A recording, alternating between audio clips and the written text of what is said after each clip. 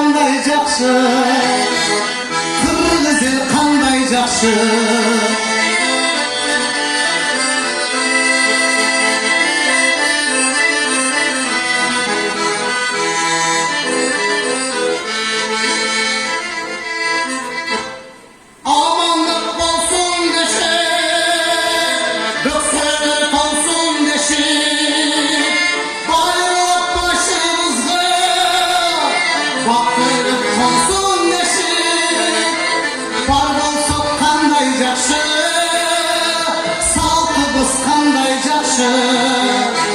Qirg'iz el qanday жақсы.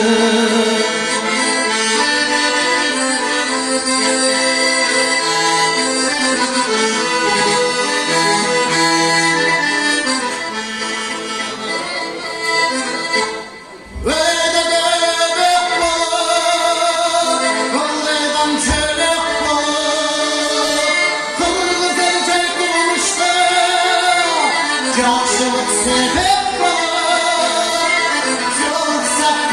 жақсы, жолыққан қандай жақсы, бар болса қандай жақсы, туғандар қандай жақсы, қырғыз ел қандай жақсы, салтымыз қандай жақсы, бар болса қандай жақсы.